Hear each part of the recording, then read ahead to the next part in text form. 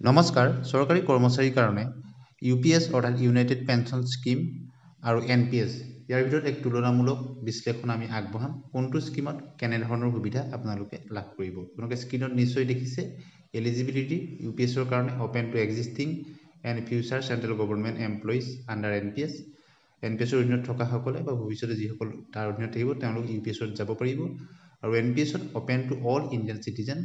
AZ 18 to 70 18 পৰা 70 বছৰ সকলো লোকৰ কাৰণে এইটো আছে ইনক্লুডিং প্ৰাইভেট সেক্টৰ ওয়াৰ্কাৰ্স এটা আমি কিছু বিশ্লেষণ আগবঢ়াবলৈ চেষ্টা কৰিম 1 এপ্ৰিলৰ পৰা অসম চৰকাৰৰ কৰ্মচাৰীৰ বাবে ৰাজ্য চৰকাৰে কাৰ্যকৰী কৰিব ইউপিএছ অৰ্থাৎ ইউনিফাইড পেনশ্যন স্কিম চৰকাৰে দাবী কৰিছে যে এই unified pension scheme national pension সিস্টেমতকৈ বহু বেছি লাভজনক আৰু ই কৰ্মচাৰীসকলক বহু বেছি আৰ্থিক সুবিধা প্ৰদান কৰিব কিন্তু এই দাবী সঁচাকৈ মানি লোৱাৰ যোগ্য নেকি কিন্তু সমগ্ৰ দেশতে কৰ্মচাৰীসকলে তেনেকৈ ভবা নাই এই ক্ষেত্ৰত কি কয় আৰ্থিক বিশেষজ্ঞসকলে আমি এই ভিডিঅ'টোত কিছু হিচাপ নিকাচ আৰু উদাহৰণ সৈতে তথ্য আগবঢ়াবলৈ চেষ্টা কৰিম চৰকাৰী কৰ্মচাৰী আৰু বিশেষজ্ঞৰ এই দাবী উদাহৰণ হিচাপে চালি আপুনি সহজে বুজিব পাৰিব ইউপিএছ আৰু এনপিএছৰ কোনটো লাভজনক হ'ব 2005 আগলৈকে যি পুৰণি পেনশ্যন ব্যৱস্থা আছিলে হি সৰ্বোৎকৃষ্ট আছিলে বুলি বিবেচিত হৈছে কিন্তু 2005 1 জানুৱাৰীৰ পিছত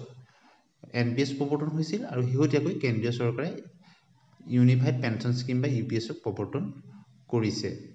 গতিকে এই দুটাৰ মাজত তুলনামূলক এক বিশ্লেষণ আমি আগবঢ়াম সমগ্ৰ দেশতে কৰ্মচাৰীসকলে তেনেকৈ ভবা নাই এই ক্ষেত্ৰত কি কয় আৰ্থিক বিশেষজ্ঞসকলে চৰকাৰী কৰ্মচাৰী আৰু বিশেষজ্ঞই এই দাবী উদাহৰণ হিচাপে চালেই আপুনি সহজে বুজিব পাৰিব ইয়াৰ পূৰ্বে এটা বিষয় আপুনি ভালকৈ বুজা উচিত যে চৰকাৰে এজন কৰ্মচাৰীক অৱসৰ গ্ৰহণ কৰাৰ সময়ত জমা হোৱা মুঠ ধন পৰিশোধ কৰাৰ পৰিৱৰ্তে কেৱল নিৰ্দিষ্ট ধনহে দিব বুলি ইউপিএছ বা ইউনাইটেড পেনশ্যন স্কিমত চৰকাৰে নিয়ম বান্ধি দিছে এইটো এই আঁচনিৰ আটাইতকৈ ডাঙৰ আঁসোৱাহ বুলি দাবী কৰি চৰকাৰী কৰ্মচাৰীসকলে ইয়াৰ তীব্ৰ বিৰোধিতা কৰিছে all teachers and employees welfare association উত্তৰ প্ৰদেশৰ ৰাজ্যিক উপদেষ্টা ডাক্তৰ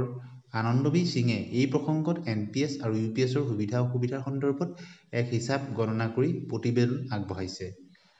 ধৰা হওক এজন কৰ্মচাৰীয়ে 25 বছৰ ধৰি কাম কৰি আছে আৰু এই সময়ছোৱাৰ ভিতৰত কৰ্মচাৰীজনে এনপিএছ আৰু ইউপিএছ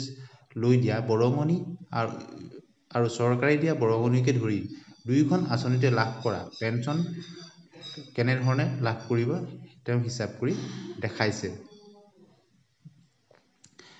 গতিকে এই হিচাপ অনুসৰি এনপিএছত কৰ্মীজনৰ দৰমহা 10% আৰু চৰকাৰে 14% বৰঙণি আগবঢ়ায় এই ক্ষেত্ৰত প্ৰতিমাহে কৰ্মচাৰীজনৰ দৰমহাৰ 24% এনপিএছত জমা হয় যদি গড় দৰমহা 80,000 টকা ধৰা হয় তেন্তে এনপিএছত কৰ্মচাৰীজনৰ মাহেকীয়া বৰঙণি হ'ব 19,200 টকা ধৰা হওক এনপিএছত ৰিটাৰ্ণ পাব 9% এই হিচাপত কৰ্মচাৰীজনৰ 25 বছৰত মুঠ বিনিয়োগ হ'ব 57.60 লাখ টকা যাৰ লগত ৰিটাৰ্ণ যোগ কৰিলে 2,16,86,983 টকা এক পুঁজি সৃষ্টি হ'ব গতিকে এনপিএছৰ মুঠ হিচাপটো এনেদৰে কৰা হৈছে ধৰি লোৱা হৈছে কৰ্মচাৰীজনৰ গড় দৰমহা 80,000 বুলি গতিকে এইবাৰ ইউপিএছৰ বিষয়ে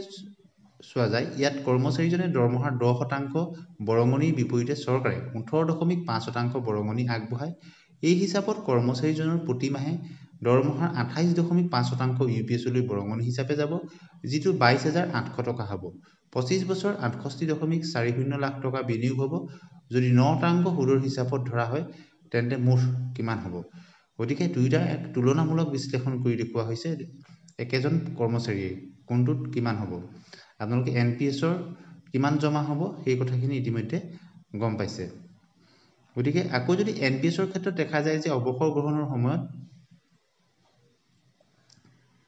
এই ক্ষেত্ৰত কৰ্মচাৰীজনৰ প্ৰতিমাহে 28.5% ইউপিএছলৈ বৰঙণি হিচাপে যাব যিটো 22,800 টকা হ'ব 25 বছৰ 68.40 লাখ টকা বিনিয়োগ হ'ব যদি 9% সুদৰ হিচাপত ধৰা হয় তেন্তে মুঠ 2,57,53,292 টকাৰ পুঁজি হ'ব গতিকে ছমাহৰ মূৰে মূৰে দৰমহাৰ 10% যোগ কৰা হ'ব এইদৰে যদি 25 বছৰত আমি প্ৰতিমাহে 80,000 টকা ধৰি ৰাখোঁ তেন্তে প্ৰতি ছমাহৰ মূৰে মূৰে ৪৮,০০০ টকা যোগ হ'ব। এইদৰে ৫০টা ছমাহৰ পাছত এককালীন মুঠ ২৪ লাখ টকা লামচাম প্ৰদান কৰা হ'ব আৰু পেঞ্চন হ'ব শেষৰ মৌলিক দৰমহাৰ ৫০%। ধৰক মৌলিক দৰমহা শেষত ১ লাখ টকা হ'ব, তেতিয়া পেঞ্চন মাহে ৫০,০০০ টকা পাব। আমি যদি ওপৰৰ গণনাখিনি অনুসৰণ কৰোঁ তেন্তে আমি NPS-ত ৪৩,০০০ টকা অধিক পেঞ্চন লাভ কৰিম। লগতে আমি ২,৭০,০০,০০০ টকা পুঁজিও লাভ কৰিম। একে সময়তে UPS-ত মাত্ৰ ২৪ লাখ টকাৰ এক পুঁজি লাভ কৰিম আৰু বাকী ২.৩৩ কোটি টকা চৰকাৰে নিজৰ লগত ৰাখিব। অৰ্থাৎ আপোনালোকে নিশ্চয় গম পালে NPS-ত কিমান টকা পাব আৰু UPS-ত কিমান টকা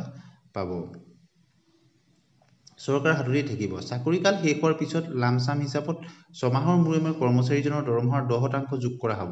এইটো যদি 25 বছৰ আমি প্ৰতিমাহে ৮০,০০০ টকা ৰাখোঁ তেন্তে প্ৰতি ছমাহৰ মূৰে মূৰে ৪৮,০০০ টকা যোগ হ'ব। এইদৰে ৫০টা ছমাহৰ পাছত এককালীন মুঠ ২৪ লাখ টকা লামচাম প্ৰদান কৰা হ'ব। পেঞ্চন হ'ব শেষৰ মৌলিক দৰমহাৰ ৫০%। ধৰক মৌলিক দৰমহা ১ লাখ টকা হ'লে তেতিয়া পেঞ্চন প্ৰতিমাহে ৫০,০০০ টকা পাব। আমি ওপৰৰ গণনাখিনি অনুসৰণ কৰিলে আমি NPS আৰু UPS-ৰ যিখিনি তথ্য সেইখিনি আমি গম পালোঁ। অৰ্থাৎ কৰ্মচাৰীজনে ৰিটায়াৰমেণ্টৰ ক্ষেত্ৰত NPS-ত বেছি টকা লাভ কৰিব, UPS-ত তাৰ তুলনাত বহুত কম টকা লাভ কৰিব। আমি যদি ওপৰৰ গণনাখিনি অনুসৰণ কৰোঁ তেন্তে আমি NPS-ত ৪৩,০০০ টকা পেঞ্চন লাভ কৰিম, লগতে আমি ২,৭০,০০,০০০ টকা পুঁজিও লাভ কৰিম। একে সময়তে UPS-ত মাত্ৰ ২৪ লাখ টকাৰ এক পুঁজি লাভ কৰিম আৰু বাকী ২.৩৩ কোটি টকা চৰকাৰে নিজৰ লগত ৰাখিব। বিনিময়ত আমাক NPS-তকৈ মাত্ৰ ৭,০০০ টকা বেছি পেঞ্চন দিব। গতিকে আমি যদি NPS-ত লাভ কৰা ১.৩০ কোটি টকা FD-ত ৰাখোঁ, যাৰ ওপৰত ৬% সুদ দিয়া হ'ব, তেতিয়া আমি প্ৰতি মাহে মাহে ৬৫,০০০ টকা লাভ কৰিম। যদি আমি ইয়াৰ সৈতে এনুইটি লাভ কৰা ৪৩,০০০ টকাও যোগ কৰোঁ তেন্তে হ'লে যথেষ্টখিনি লাভৱান হ'ব। ধৰক যদি আপুনি UPS-ত ২৪ লাখ টকাৰ FD কৰে তেন্তে প্ৰতিমাহে ৬% সুতৰ হাৰত ১২,০০০ টকা লাভ কৰিব। ইয়াক পেঞ্চনত যোগ কৰা হয় তেন্তে ইয়াৰ পৰিমাণ ৬২,০০০ টকা হ'ব। আনহাতে NPS-ত একে পৰিমাণৰ ধন ১.৮ লাখ টকা অৰ্থাৎ ৪৬,০০০ টকা বেছি হ'ব। তাৰ ওপৰত কোটি টকাৰ অধিক পুঁজিও থাকিব, যিটো UPS-ৰ পৰা কাঢ়ি লোৱা হৈছে বুলি তেওঁ স্পষ্টকৈ দাবী ধৰে। অৰ্থাৎ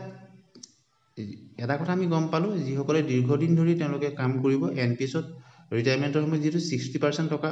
উলিয়াব পাৰি, গতিকে তেওঁ বেছি টকা পাব আৰু সেই টকাখিনি যদি তেওঁ দীৰ্ঘকালীন ইয়াত খৰচ কৰে তেতিয়া বেছি লাভ হ'ব। কিন্তু UPS-ৰ এটা ইউনিফাইড পেঞ্চন স্কিমৰ এটা পজিটিভ গুণ হ'ল যে ইয়াত নিশ্চিত পেঞ্চন আপুনি লাভ কৰিব আৰু লগতে ফেমিলি পেঞ্চনো নিশ্চিতভাৱে 60% ফেমিলি পেঞ্চনো পৰৱৰ্তী সময়ত লাভ কৰিব আৰু এই মাৰ্কেট ভেলুৰ ওপৰত নিৰ্ভৰশীল নহয়। গতিকে আমি ভিডিঅ'টিৰ যোগেদি আপোনালোকক NPS আৰু UPS এই দুয়োটাৰ এক তুলনামূলক বিশ্লেষণ আপোনালোকক কৰি দেখালোঁ। গতিকে আপোনালোকে বিবেচনা কৰি চাব কোনটো লাভজনক। গতিকে আমি দুয়োটাৰে এক তুলনামূলক বিশ্লেষণ আপোনালোকলৈ আগবঢ়াই দিলোঁ। ধন্যবাদ।